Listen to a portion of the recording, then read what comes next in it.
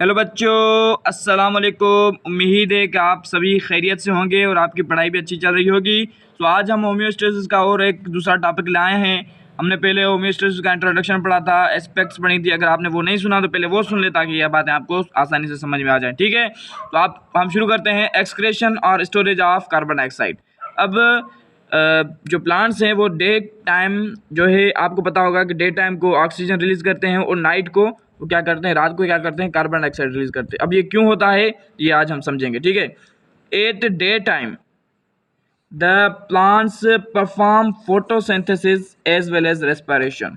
यानी जो दिन के वक्त प्लांट्स के अंदर दो प्रोसेस एक ही टाइम पर होते हैं। रेस्पिरेशन भी एक ही टाइम उसी टाइम पर होता है, फोटोसिंथेसिस यानी ये दोनों टाइम दोनों प्रोसेस एक ही टाइम पर होते हैं।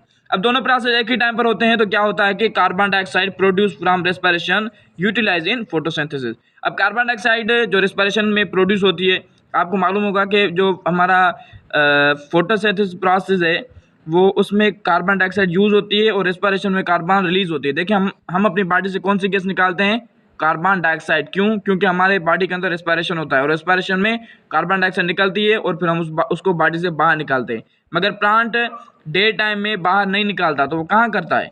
Carbon dioxide produce from respiration utilise in photosynthesis. अब जब प्लांट के अंदर रेस्पिरेशन होती है डे टाइम में, तो रेस्पिरेशन में क्या प्रोड्यूस होती है? Carbon dioxide. कार्बन डाइऑक्साइड ये यूटिलाइज करते हैं फोटोसिंथेसिस में। फोटोसिंथेसिस में वो इस्तेमाल कर देते हैं कार्बन डाइऑक्साइड।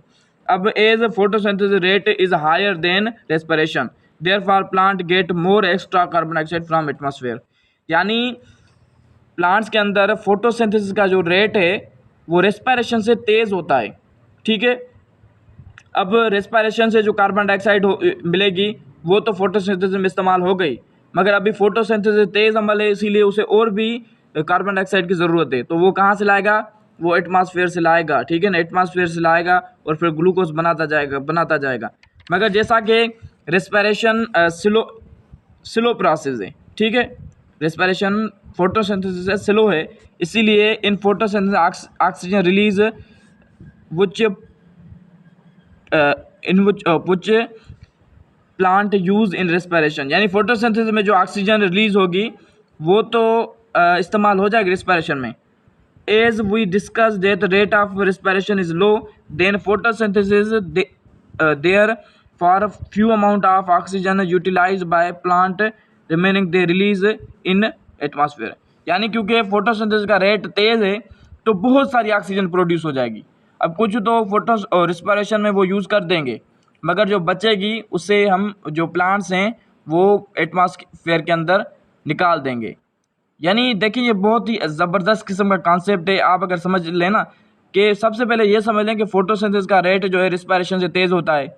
ठीक है, उसके बाद फोटोसिंथेसिस का रेट जो है वो रेस्पिरेशन से तेज़ होता है। तो फोटोसिंथेसिस में जो ऑक्सीजन प्रोड्यूस होती है वो बहुत ज़्यादा होती है, इसलिए थोड़ी जो है वो रेस्पिरेशन में इस्तेमाल हो जाती है, बाकी जो बचती है वो एटमॉस्फेयर में चली जाती है।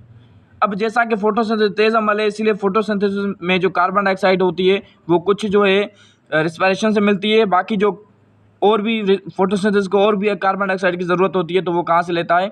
वो एटमॉस्फेयर से लेता है। ठीक है, उसके बाद हम पढ़ने जा रहे हैं कि वाटर के अंदर जो ऑस्मोरेगुलेशन होती है, यानी वाटर की जो मूवमेंट होती है, वाटर जो रिमूव करते हैं वो कैसे करते हैं। Plant store large amount of water which can be removed by two way. यानी प्लांट्स के अंदर बहुत ज़्यादा पानी वो स्टोर करते हैं, इसलिए उसे वाटर को रिमूव करना होता है। अब वो दो तरीक़ों से जो है वाटर को रिमूव करते हैं। एक तो remove of water in the form of vapours, यानी एक तो वो वेपर्स की सूरत में पानी को रिमूव करते हैं, जिस प्रोसेस को हम कहते हैं ट्रांसपायरेशन।